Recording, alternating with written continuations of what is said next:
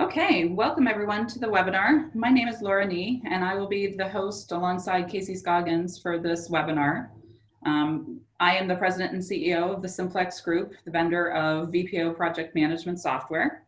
And I have worked within the engineering and construction industry. I've had the pleasure of working with companies in the engineering construction industry for over 20 years. Casey, you want to go ahead and introduce yourself? Sure, thanks, Laura. Hi, everyone. Thanks for joining us today. My name is Casey Scoggins, and I'm a construction technologist here at the Simplex Group. And my role at Simplex is really to just blend technology with real-life experience from the construction world. And prior to joining the team, I spent about 20 years working in the industry, so I know it from all different sides. And with that, I will turn it over to our esteemed group of panelists to introduce themselves. Well, before you do, hold on just a second. What I'm going to do is just talk through the logistics as far as the webinar and the agenda. We are recording this webinar, so by registering, you will have access to it. And if there's anybody else that you want to share it with, they can register for it later on and have access to it as well. As I mentioned, all participants are in listen-only mode. So we will allow you to submit and encourage you to submit questions through the Q&A feature within the Zoom webinar. You can submit those. We're going to hold off the impromptu kind of audience questions towards the end. We're going to go through the introductions of the panelists first, and then we're going to spend the majority of time having a panel discussion with all of the panelists for specific questions that we think are relative to the times today. So this is the part 3, or our third webinar of our COVID-19 series of webinars, and our way of kind of giving back to the community of users and customers and contacts that we're in with. We've had 2 successful webinars so far. We've been holding one a month, and they've been very successful and well received. So we're really excited about this because this is a group of panelists that have so many years of experience in the construction industry together. And we're really interested in hearing from our customers how they're coping with COVID-19 and the challenges that I'm sure all of us are experiencing today. So again, there is the ability to ask questions through the Q&A function. You can do it at any point in time, but we'll address them at the end of the webinar. So just wanted to get through those logistics. I also wanted to just give people an understanding as far as our company, in case you're new to the Simplex Group. We have been in business for over 35 years. We got our start delivering Primavera project management software to the engineering and construction industry. And about 10 years ago, we introduced our own project management software to the industry called VPO. And VPO is a construction project management system, resides in the Microsoft Cloud, and is simple and easy to use. And we work with many customers to customize our VPO application to fit their business processes. So I just wanted to introduce you to our company, and now I want to introduce you to our panelists. So I'm actually going to have each of our panelists introduce themselves and talk a little bit about their role or position within the organization. And then, like I said, we'll go through a series of questions for the panel to each address, and then we can address any questions towards the end of the meeting as well. So Chris, I will turn it over to you to introduce yourself. Okay, yeah. My name is Christopher Neiman. I work for the Facilities Management Group at the University of Pittsburgh. Been here for almost 19 years. I have 40 years in the construction business, starting back in 1980, working for general contractors, construction managers, and now on the owner's side. So I have a breadth of knowledge in all aspects of delivery methods and projects, working from Pittsburgh International Airport to schools, university projects, lab projects, all that good sort of stuff. So glad to be part of the panelists and look forward to the discussions. Thank you, Chris. Okay, Paul, you're up next. Hi, everybody. My name is Paul Buckley. I am a Senior Vice President for Answer Advisory. Answer Advisory is a national program, project, and construction management firm. I am the municipal division leader for the Western region of the United States. Like Chris, I have almost 40 years of experience. I'm a registered civil engineer in Arizona and California. So I've spent many years doing design. I've also worked for contractors directly.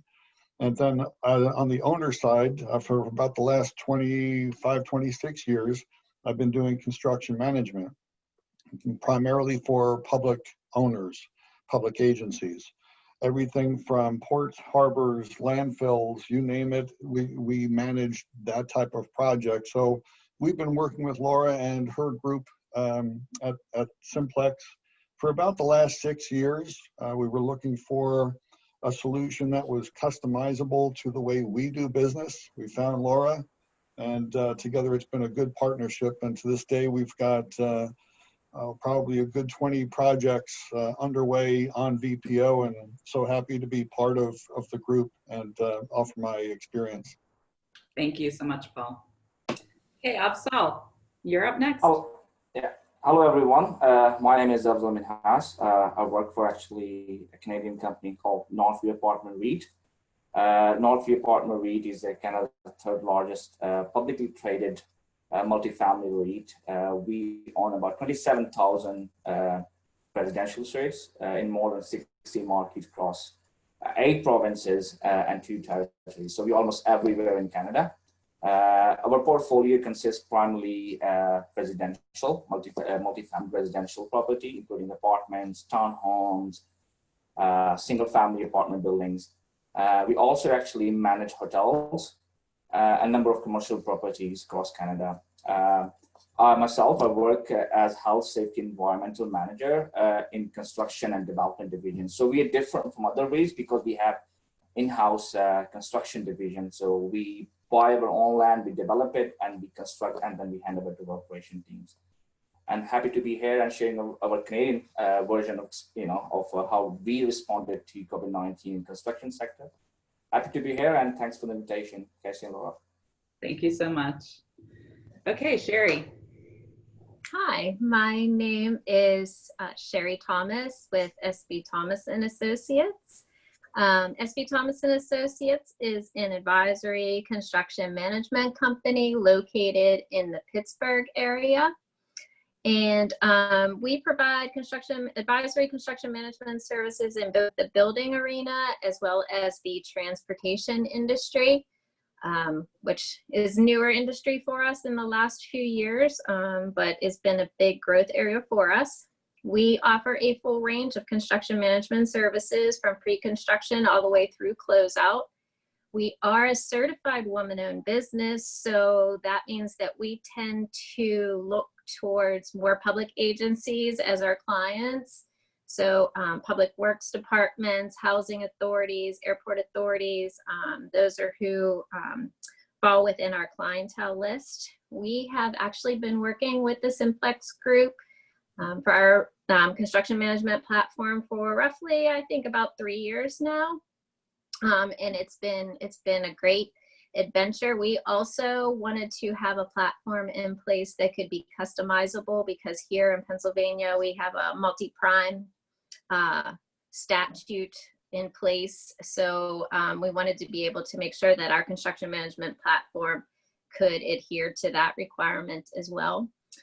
So I'd just like to thank Laura for inviting me to be a part of the panel today, and excited to hear what everyone else has to say about COVID-19 and how it's impacted them in their businesses. Great, thank you, Sherry. All right, Jennifer, that leaves, or I'm sorry, Roger, you're next. You're up next. Oh, sorry. That's fine. Roger McLean, I'm the Public Utilities Engineering Manager for Park City, Utah. Park City is a ski resort, summer recreation town in Utah. Large ski resorts. And we provide a good portion of the water for that. And for snowmaking and stream cleanup, we're doing large construction projects related to that. My background was water, wastewater on the consulting engineering side, development engineering for a large number of years. And so got a deep background. They'd consulted the city for a number of years, and the city had these large undertakings and asked if I would come on board. And I've been there about 10 years. We looked at some alternatives. One of our consultants was using the VPO, and we looked at that and narrowed in quickly on that and said it works very well, easy to use, which is important for our minimal staff and large consulting group. And so we settled in there and had some discussions, customized a few things, and here we are. So I thank everyone for sharing this with us. Thank you so much, Roger. All right, now Jennifer, you're up. Good afternoon. My name is Jennifer Weldon. I'm the Associate Director of Contract Administration for Yale University's Office of Facilities, Planning and Construction. Yale is a private university that was founded back in 1701 and is located in New Haven, Connecticut. Yale's student body is comprised of approximately 6,000 undergraduate students and 7,500 graduate students.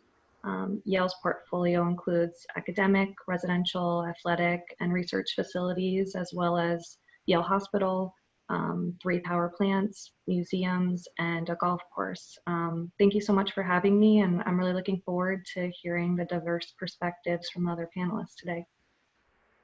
Thank you so much, Jennifer. Yes, me too. And I'm really excited because we've got so many people from different geographic locations, you know, from Canada, but also throughout the East Coast, West Coast, Midwest of the United States. And I know with COVID-19, everything seems to be so state oriented as to where you reside. And, you know, it's interesting I think it'll be interesting to hear the different perspectives depending on where you are located.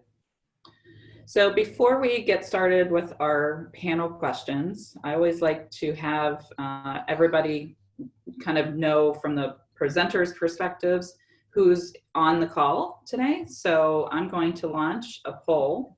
And if you would just take a moment to identify the type of company that you're with. That way we can I'll publish the results as soon as we're finished. And then that way we can kind of know who's in the audience. We have a good mix of panelists from owner organizations, construction management firms, and all sorts of, you know, experience in engineering as well. So looks to me like we have a lot of people, a good mix of people actually in the audience. So let me go ahead and end the polling and share the results with everyone. So a lot of owner organizations in the audience, construction management firms, some architecture firms, and contractor firms as well. So thank you very much for answering that. We'll have a couple of other poll questions as we go throughout the webinar. So I thought, you know, Casey and I put our heads together and, you know, we thought, you know, what's top of mind for most people right now, and what kinds of questions do people have for people like you on the panel? So the first question is, how has the job site landscape changed from COVID-19? What types of safety measures are you putting in place since, you know, the restart of work, or maybe your work hasn't ever stopped, hopefully, but certainly the job site has changed, and in what ways has it changed for you? And then I also suspect that there's different methods that people have now for progress reporting, since the job sites are so limited as far as who's allowed to be on them. You know, I'm wondering if there's any specific new reports that are used on a daily basis to report either progress on their project or daily activities as well. So the way that this is going to work is I'm going to call upon each panelist to kind of answer these questions. And I guess we'll go in the same order that we started with the introductions, and start with you, Chris. Okay. So at the University of Pittsburgh, we did have, I think pretty much all of our projects were stopped for a period of time by the governor. Before we started back up, we asked each of the firms on those projects that were authorized to restart to submit their COVID safety plans. So they went through a process of drafting up a plan that they would present to us. We would review it. That plan, depending on the type of job, whether it was an outside project, inside project, determined, for example, how a contract personnel would enter the site. You know, they had to name their pandemic safety officer. They had to provide us the details on how they were checking personnel in and out, and also how they were checking guests in and out of the site. They submit a very detailed plan. A lot of these plans were probably in the 30 to 50 pages long in terms of what they were showing us and how they were going to monitor the site, particularly if someone was exposed. Most of them were telling us they would shut down the site if someone was reported as positive, go through a process of disinfecting the site. And then after a period of time coming back up to work. I think most of them were like probably 72-hour shutdown, but at least an overnight type of thing. We had a few cases where it wasn't where someone was reported to have been exposed, but it was like 3 or 4 people down, a friend of a friend of a friend type of thing. So those were always difficult to ferret out of the process and making sure we weren't shutting down without a good reason. So all of those procedures were identified by the contractors, and that's in place. We monitor that. So there's really no new reporting other than we're looking to make sure that based upon their procedures that they've given to us, for example, that they're wearing masks, and they're following all the protocols that they've given us. That's probably the only additional report feature, I should say, to what we normally would see from them. So that's kind of it in a nutshell, without getting into a lot of specifics, which there obviously are a lot when you restart a project after being off for a period of time. All right, thank you, Chris. How about Paul? You go next. Thank you. In California, projects really never stopped. At least the public works projects never stopped. So like Chris said, as things developed, as the different public agencies were trying to get a handle on their own rules and regulations, we have multiple municipal clients. As the state was issuing new guidelines and the counties were issuing different guidelines, everybody was trying to adapt. So just like Chris said, contractors and consultants were required to submit their COVID-19 protocol and plans. On a higher level, everybody was following CDC guidelines, but then adapting their specific sites to basically to different work environments. So even though the projects never stopped, getting a little bit specific, things changed immediately, and it was very interesting how quickly people were able to adapt. Most of the public agencies that we deal with are usually at least 1 or 2 versions behind in technology. Some as many as a decade behind in technology, and a lot of those public agencies, even to this day, are still shut down, or when I say shut down, you can't walk into City Hall. So everybody went to a remote workforce from the public agency side, but those of us in the field still had to produce. We still had to communicate. So on the site, all of our weekly meetings went to virtual meetings. Our tailgate safety meetings were, social distancing. Everybody was required to sign in, sign out, temperatures taken each day, obviously following the contractor's own protocols for reporting. So there was a lot of restrictions in that, and one of the questions later we'll talk about cost impacts, and there definitely have been some impacts due to, I would say, a lot of the public agency staff not being available because they are working remotely. So I should say they're being less efficient, and that has caused some unanticipated consequences. But for the most part, social distancing and wearing masks. Okay, great. Thank you very much, Paul. Afsal.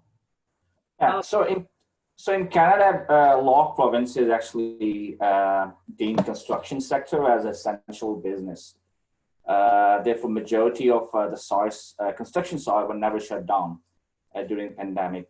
We at Northview, took account of that because the essential nature of the construction industry for the communities and to ensure the business continuity. What we decided that we would actually continue running sites at full pace.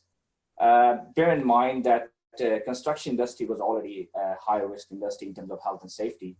So what COVID-19 did basically added a list of public health hazards, of course, to occupational hazards. So we had actually, how do we manage that? We went back to the basics. We started actually off with the risk assessment for COVID-19 spread at the site.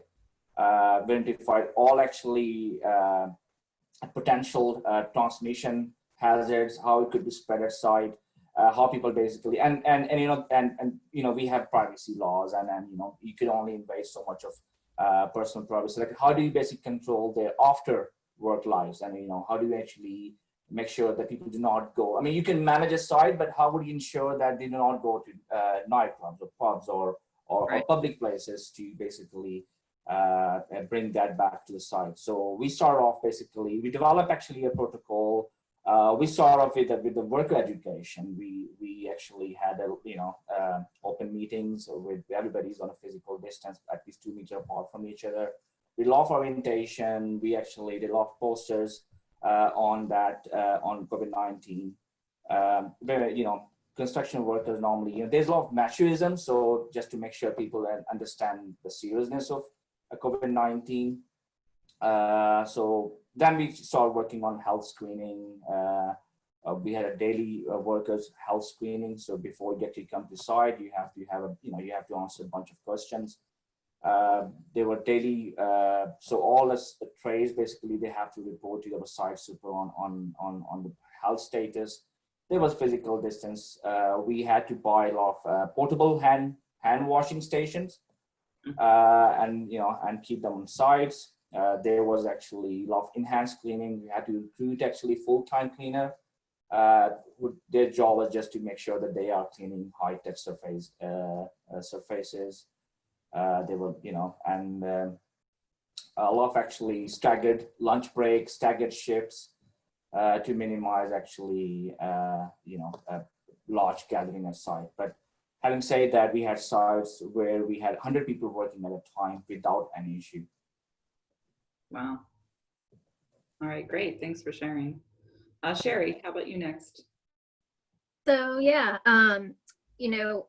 we've seen much of the same stuff that everyone has mentioned so far. Like Chris said, here in the Pittsburgh area, we were shut down for about 6 weeks from mid-March till early May. So all project sites were shut down during that time period, which did kind of give us the opportunity to regroup and get our COVID safety plan in place.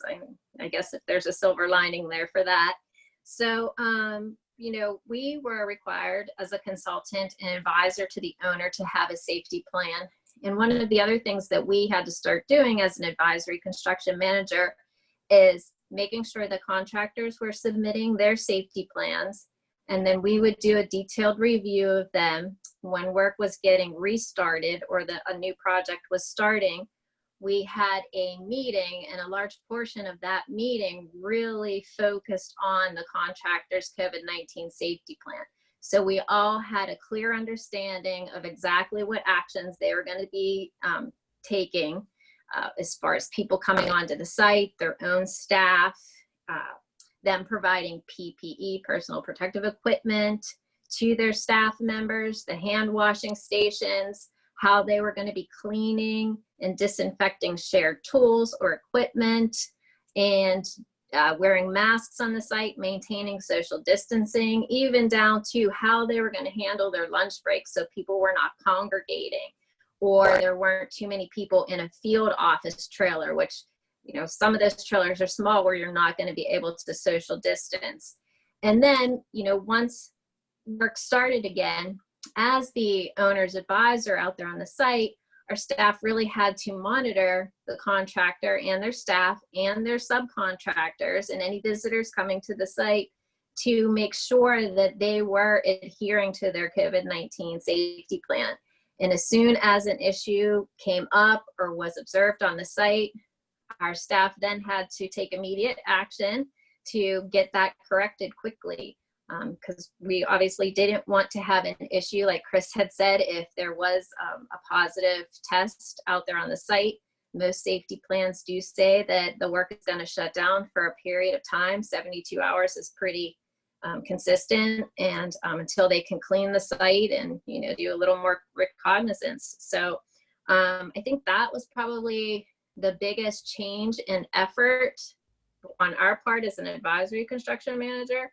As far as tracking and reporting, again, before we didn't have to report on the COVID safety plan activities for that day, but now our daily reports were including any issues or even just noting that they were adhering to the plan out there on site each day. So I think those are some of the most major changes that we saw. You do see signage, COVID safety plan in effect at the job sites. I did have somebody who is not in the construction industry ask me, they were kind of laughing. They're like, oh, did you see that sign out on that roadway job? That seemed kind of odd. And I'm like, it's actually a requirement. It's Pennsylvania Department of Transportation required signage to be put in place out there. And just, if you drive past a job site now, probably not going to see as many people in one location. You're probably going to see some workers with masks on if they can't social distance. So it's definitely changed the landscape of these job sites in a way that I never anticipated. So, yeah, thanks for sharing. Okay, Roger, you're up next. Oh, good. We have being Park City and being a very high recreation area. We were one of the first areas hit with COVID because of all the tourists that came in and people from all over the country coming in for the film festival in January and February. And so we had a lot of visitation during that time, real exposure to COVID. Consequently, in early March, the entire city shut down. Everybody was sent home.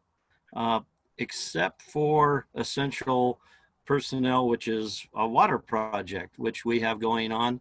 And we have a major water project with pipeline work going. And so that continued. So we didn't lose stride at all. Continued working. The contractor was required to address the county health department regulations. The consulting engineers, they started locking down, so everybody was working remotely, but we continued on. We assessed a lot of it. The contractor looked at it because we have 5 buildings under construction. They started applying their personnel to each building and not letting them overlap. That way we minimized the COVID exposure if one of them came down with it, which we did have. And at that point, the first time that happened, the entire site shut down for 10 days and everybody was off. They did the cleaning, testing, and then they came back on the site and continued working. So we've only had the one case of exposure. Along with that, all the personnel are bussed into the site because we're a very confined site on this project. It's a large project, but no parking. So for the first number of times, with everybody being shuttled in and out on a daily basis, we had to stop shuttles. And so everybody was driving individually and we had to find places for 50 people to park and walk over to the site, which was a challenge to keep the project moving. So we're back to shuttling with safety measures and masks in place. And so we've reinstituted that and things are moving smoothly. We did take advantage on a big pipeline project, which was up the middle of the highway in front of a high school and elementary school. Since everybody shut down, the school shut down, the traffic dropped off. We actually asked the contractor to expedite their work and throw more crews on. because we didn't have to have all the traffic control, and so we were able to expedite that work and move it along a lot quicker than anybody ever anticipated. And since it was a pipeline project, everybody was outdoors. Their exposure was limited, so we took advantage. Reporting that one of the aspects being a city, we've actually asked the engineering consultants and the contractor to track COVID-related costs, because we have, there's an opportunity possibly to recoup some of those costs.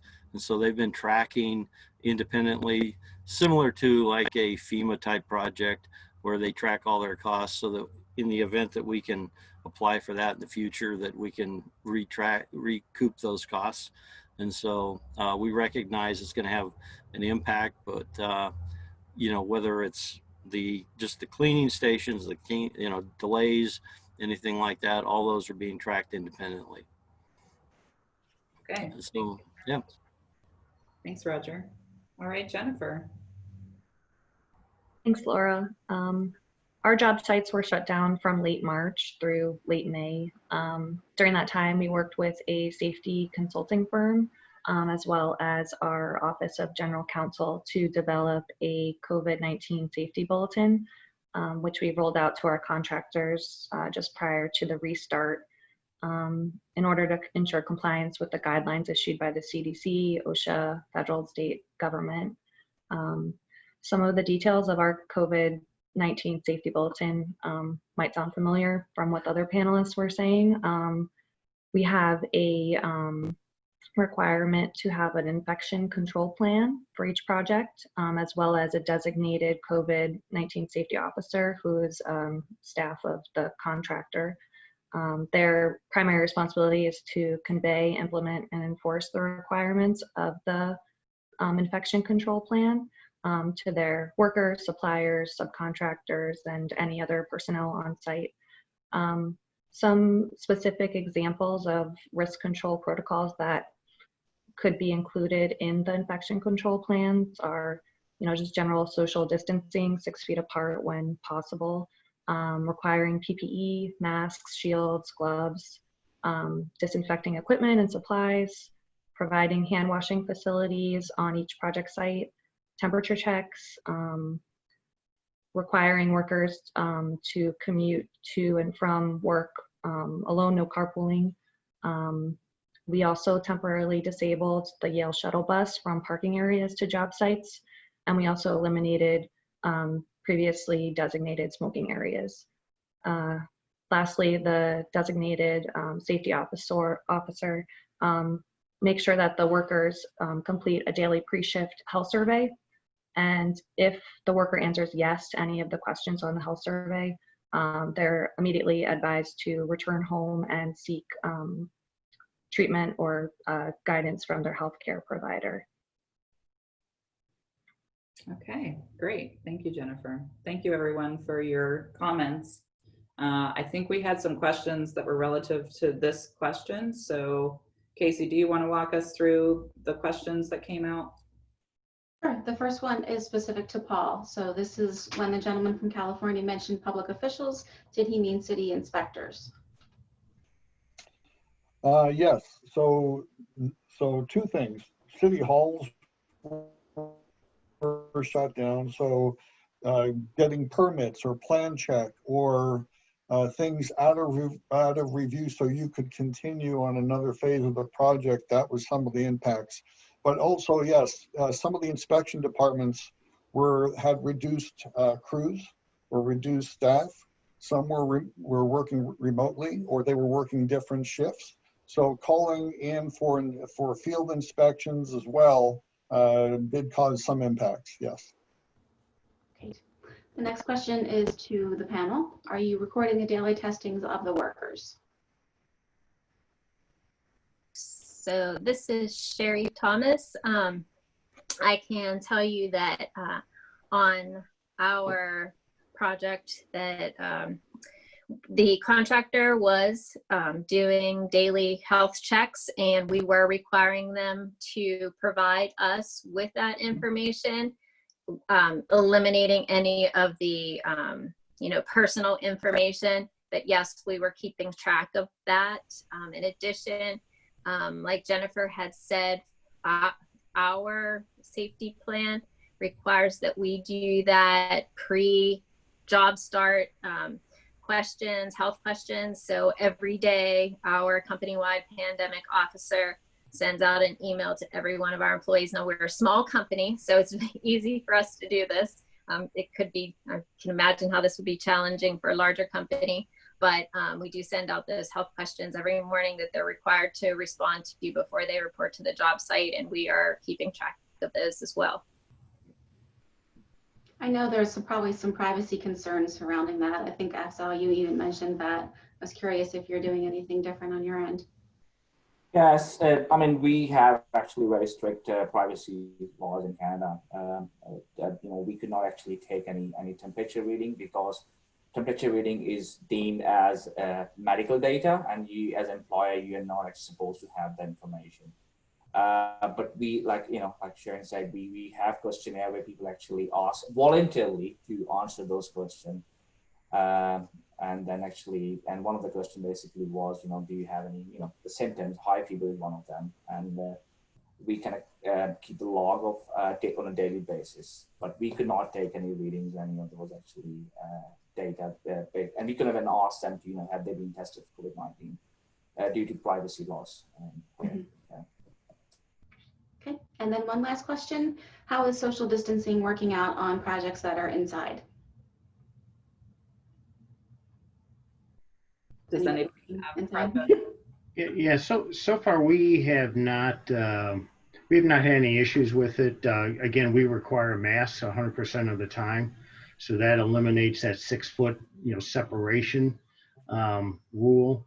I do know the contractors in some of their plans are trying to limit the number of people within any given space. So they're being a little bit more aware of the activities that are going on in the room, and not trying to get, a plumber, electrician, and a carpenter in the room all at the same time. They're trying to truly follow, I think, what would have been their normal schedule plan for the workspace. So they're being a little bit more cautious in that respect. But again, full face masks. Great. Thank you. We're all up to date on questions. Thank you. All right, so this goes to our next poll question, and that is, has anyone tested positive for COVID-19 at any of your job sites? So let me launch this poll.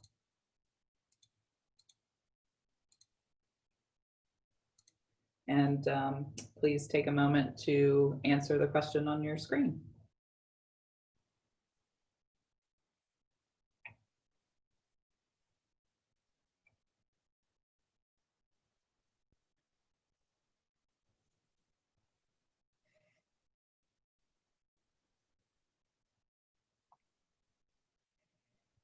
Just give it a couple more seconds.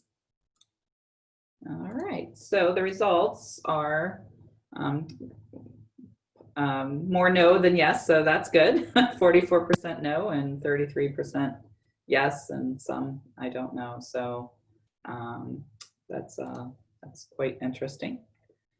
And let's go ahead and go on to our next panel question.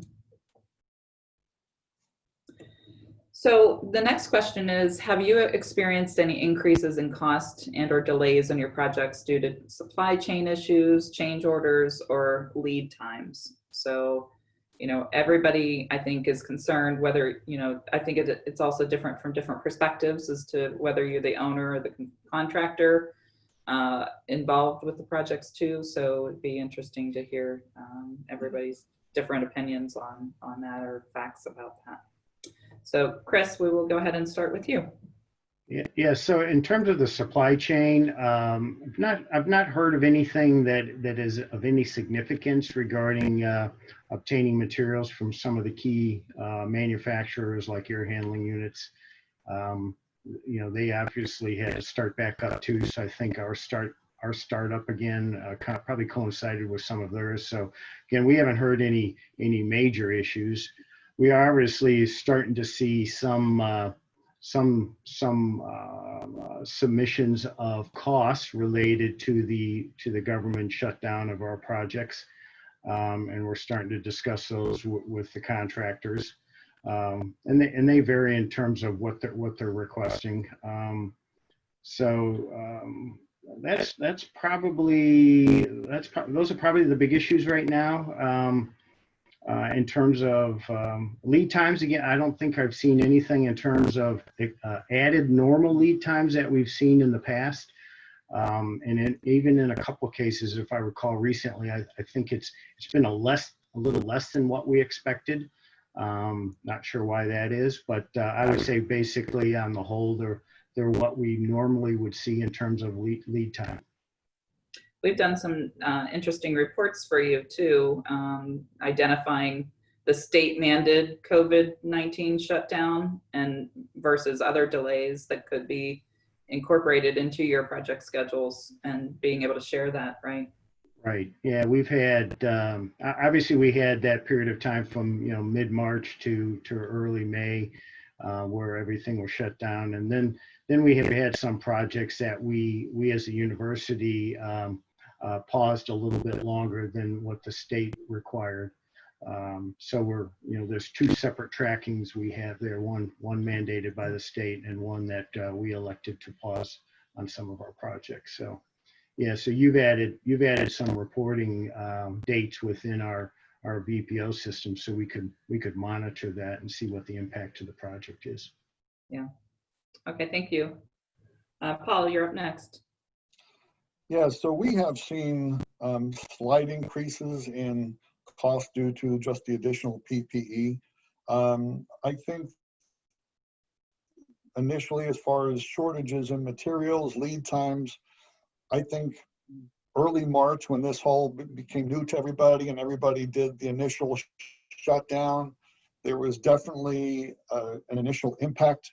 Everybody was trying to get a handle on what was force majeure.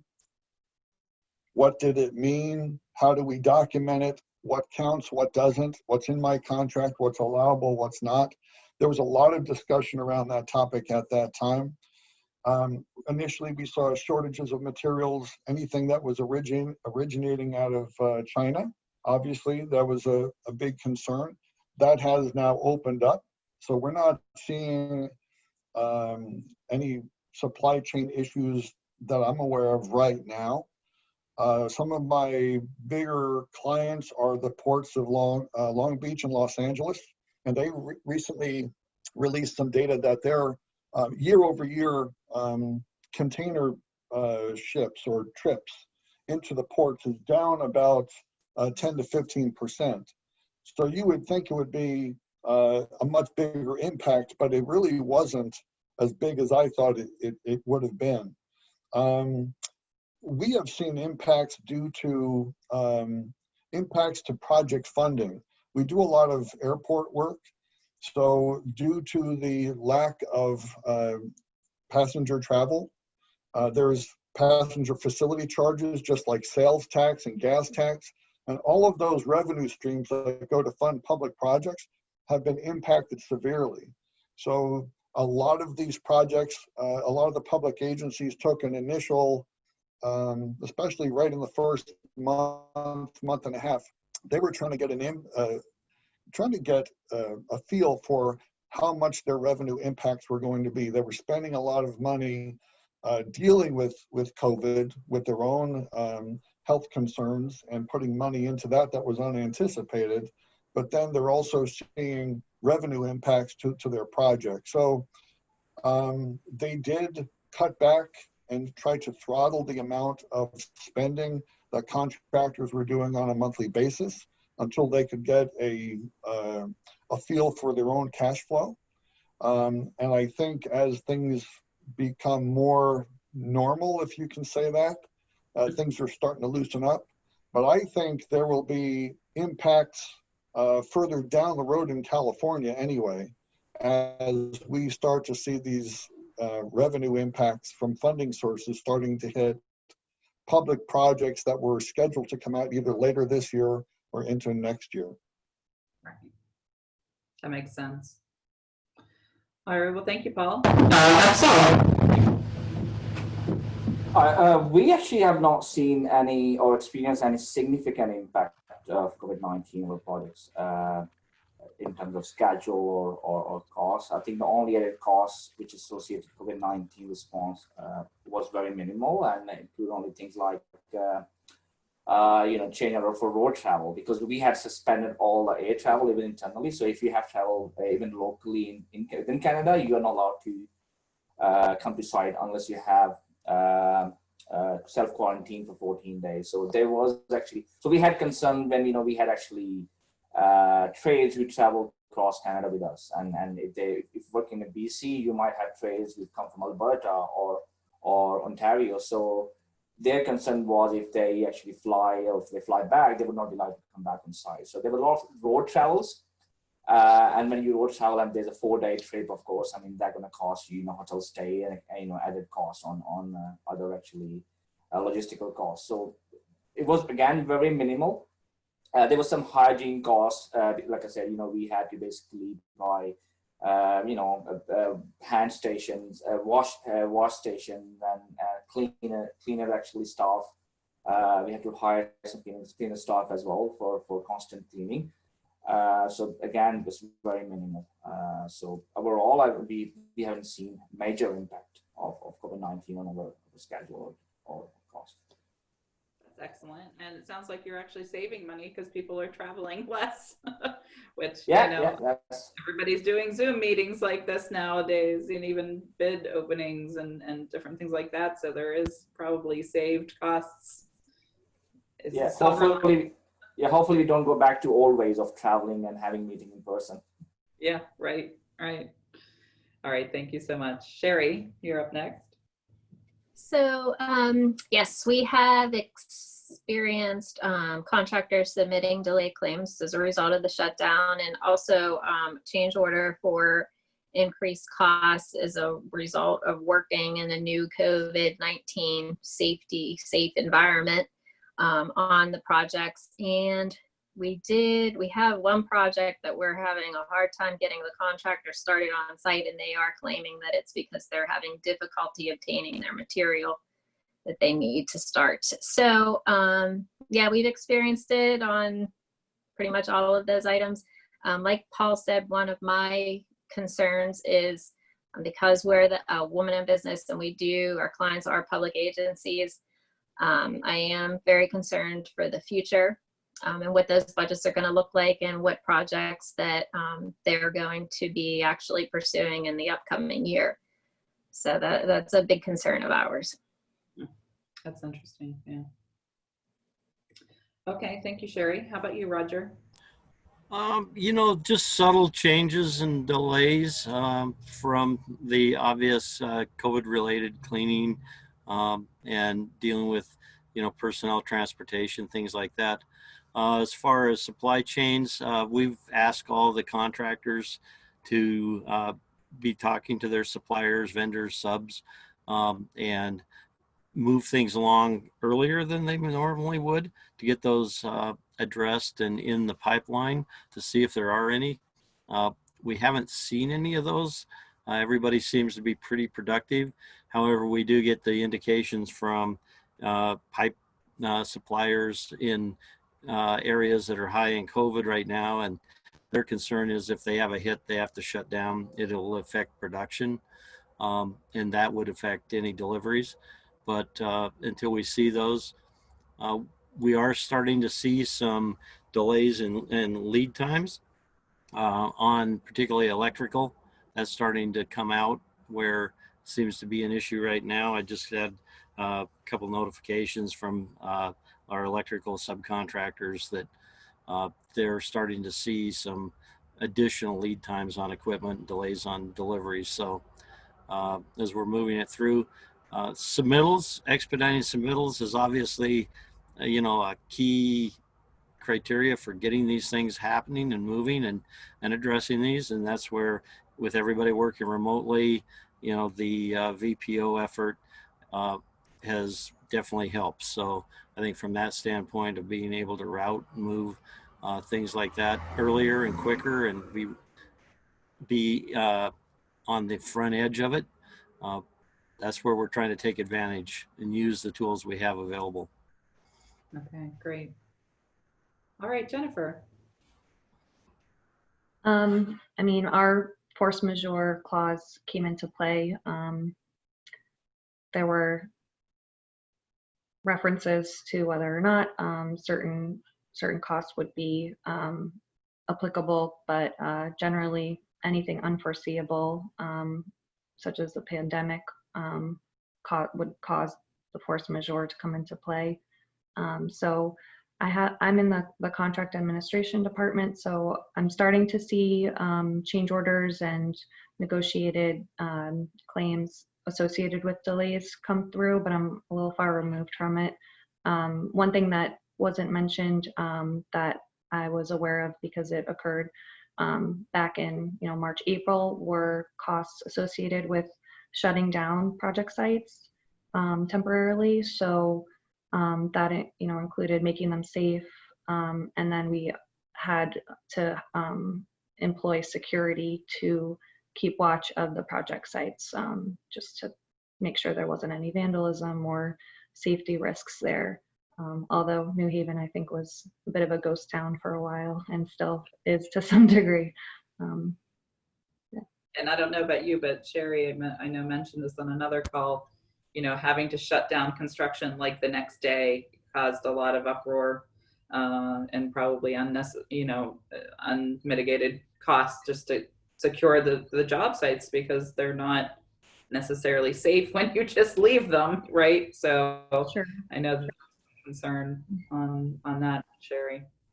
Yeah.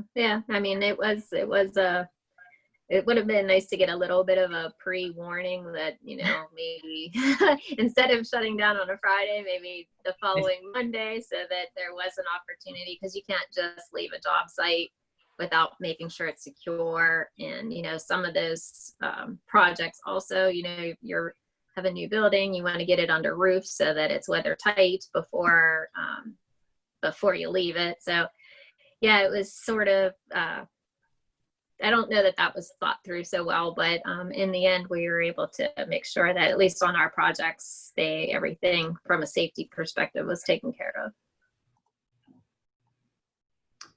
All right, thank you guys. I think there's a question that came in, Casey. One question: are you seeing issues with subcontractors being able to provide the resources, meaning workers, to move the project forward? Maybe we'll call on Roger for that one. Yeah, I think that's been a general problem in Utah for the last 7 years, 8 years, where there's insufficient contractors and personnel to do the work. There's a lot of major projects going. We're competing with everybody.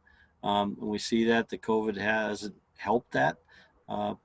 Small companies, we had one small company that was doing work on a project, and they actually said the entire company was quarantined. So that led to 14 days of impact that they couldn't come on the site until they were all released. So it affected small companies or had the potential, but we haven't really seen it with affecting personnel. All right, thank you. Thank you. Okay, so the next panel question is, do you have a task force or a special team dedicated to solving COVID-19 issues? And do you have a contingency plan in place should there be another work stoppage or construction shutdown? So Chris, we'll start with you. Yeah, so the university, under the chancellor's direction, I know has several groups that he put together to deal with the COVID. I mean, obviously, it's bringing students back to campus safely. It's dealing with staff issues. It's dealing with how to make the building safe, how to deal with social distancing at the housing level, at the classroom level. And in terms of staff, to try to limit the number of people on campus. We're still encouraged as staff to be able to work from home whenever possible. And I think that'll continue for a while. He's also put out a special website When you go into my pit or going through pit.edu, you can find a COVID website that will deal with it and answer a lot of questions that whether faculty, staff, or students might have. And in terms of a contingency plan, one thing I should mention one other thing they've added is similar to what the governor in Pennsylvania has, which is their red, yellow, green phases. We have a guarded, elevated, and a high risk phase. So the Oakland campus and the Greensburg campus, I think currently as an elevated phase, which doesn't impact a lot in terms of our construction projects. Again, encourages staff to stay home. And our other branch campuses, Titusville, Bradford, Johnstown, they're in a guarded phase, so they're a little bit more open, a little less issue in terms of new COVID cases up in there is the reason for that, from my understanding. In terms of the contingency plan, I guess we learned a lot about how to quickly close a project down and also how to get it started back up during this. So that's probably our contingency plan at this particular point. We'll close it down quickly, and when they say we open it back up, I think we have in place a way to open them up quicker than we did this past time. Very good. Okay, Paul, how about you? Yes, as Answer Advisory is a national firm, we have a corporate executive level committee specifically dealing with COVID. So since we're in numerous states, and then even within each state, we have different jurisdictions and counties. And so it's a variety of different levels of guidelines. Even within California, Orange County might be completely open while LA County is completely shut down.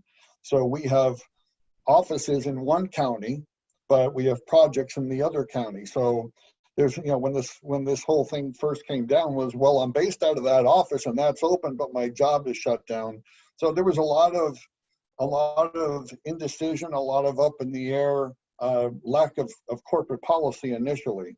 So I think that executive level team really set corporate policy, and that policy is specific to geographic area and the guidelines being put out by each state. As far as the contingency plan,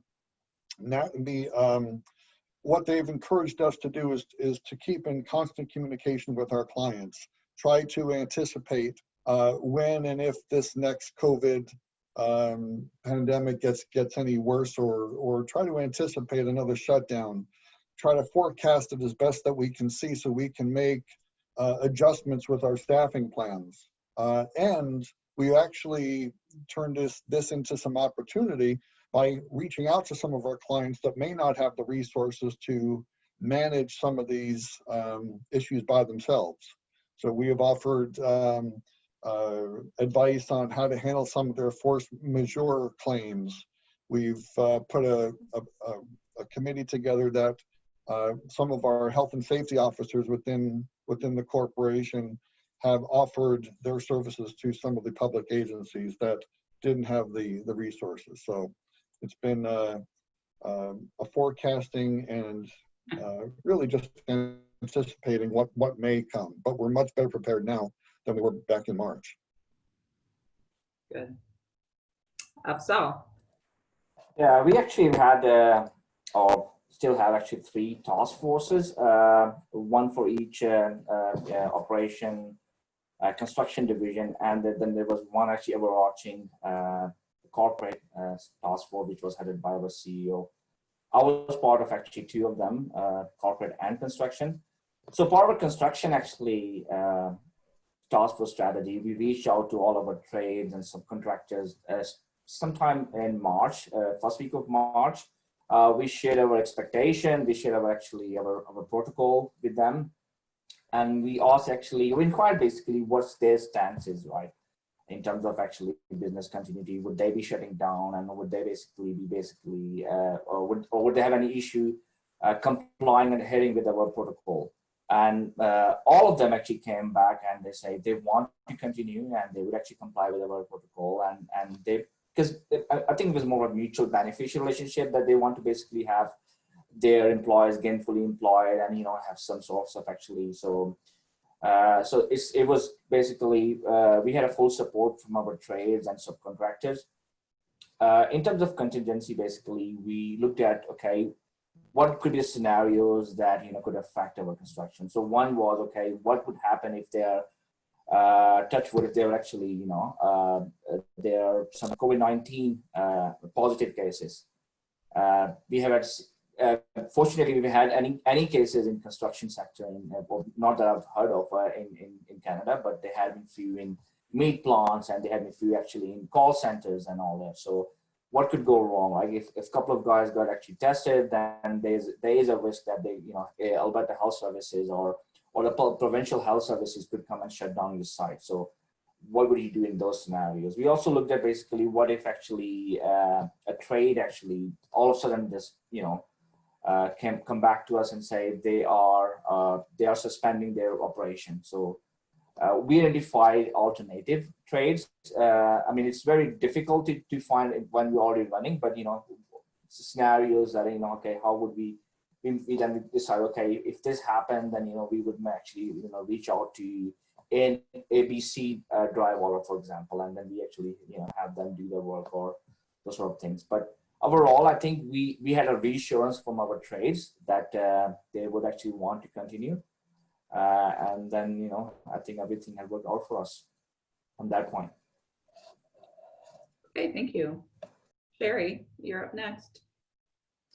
So yeah, we're a fairly small business. So, but here in the state, PA, they do require you to have a pandemic safety officer that's sort of heading your COVID safety plan. So we've identified our pandemic safety officer. And we also have each of our project managers that are in charge of the construction sites, the various construction sites. They are responsible for compliance out there, both from our side and monitoring the contractors to ensure that they're adhering to their safety plans. As far as having a contingency plan in place, if there is another shutdown, being as small as we are, I'm not sure exactly what that could be.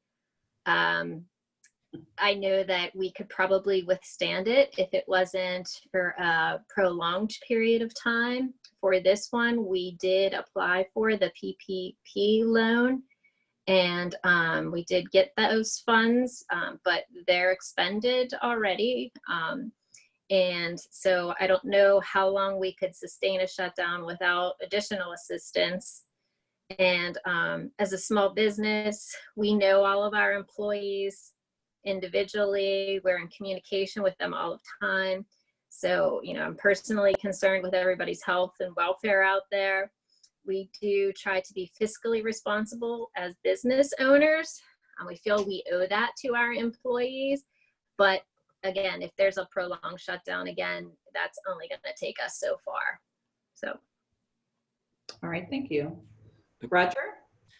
Yeah, quickly, being a municipality, we have the entire executive branch, and they've been working on that with the county to address the impacts to the city, the visitation, the businesses, everything else. So they do have a full team in place that's what they're dedicated to. With respect to the public utilities, we just are not large enough on our end. We rely on the rest of the city to work on that. However, when we get to planning, scheduling on our projects, it's when we've been working with the contractor, with 5 to 6 buildings under construction. They're looking at some scheduling to be able to roll sub-consultants through in different, as we get closed in, moving over the next several months. So we can work through the different trades and not have them all on top of each other, but instead roll them through building by building. So they're doing some advanced scheduling to try to make that so that if there is an area where there's a problem, that it doesn't affect the entire work process. So that's kind of the best we can do. We don't expect another work stoppage or construction is shut down. It'd be just like similar the last case where we just kept working. All right, thank you. And lastly, Jennifer. So initially, Yale set up two committees, the Public Health Committee and the Emergency Policy Committee. The Public Health Committee was tasked with assessing, current scientific and medical evidence related to the pandemic. So it's pretty interesting. They drew on Yale faculty, researchers, staff, and the Emergency Policy Committee kind of like analyzed our emergency management and operations plans. Out of those two committees, 4 subcommittees were created based on different parts of the university: the Academic Continuity Committee, Research Continuity Committee, Artistic Practice Continuity Committee, and the one that most specifically pertains to construction would be the Operations Continuity Committee. So those committees kind of draw from the public health and emergency policy committees, and are just constantly meeting and addressing new developments that could affect the university, especially with a sight set on the fall semester. As far as the contingency plan for another shutdown, Connecticut, knock on wood, is looking pretty good right now, but we, from a legal perspective and contracts perspective, we were getting a lot of qualifications and contract changes requested from the contractors to address potential delays. So we negotiated those terms because they were unfavorable to the university if that were ever to come to be. So kind of just like preemptively protecting ourselves from a legal standpoint, coupled with the committee set up by the university, has been our approach, and it seems to be providing some comfort. Okay, well, thank you very much. Well, we are at the end of our time, so I wanted to really open up the questions, but we got questions as we went throughout, so I think we're good there. So I'm going to just go to my last slide here. And thank you, the panel, for participating in this really important discussion on COVID-19. I really appreciate you all spending the time. I appreciate you all as customers and helping you, with anything that we can do from the BPO side. And thank you, Casey, for moderating the webinar as well. And I'll at least open it up for any last final comments if anybody would like on the panel would like to say anything. And otherwise, I just wanted to let you know if you've missed our last 2 webinars, you can go back and watch those as well from our website. But any last comments from anybody on the panel? Thank you very much. Yeah, thank you. Everybody had a great perspective, so I really appreciate the time. And everyone stay healthy. Yes. Oh, definitely. Stay safe and well. That's right. All right, well, thank you so much and enjoy the rest of your day. Thank you for also attending the webinar, and we will be posting it online as well. So thank you and enjoy the rest of your day. Right.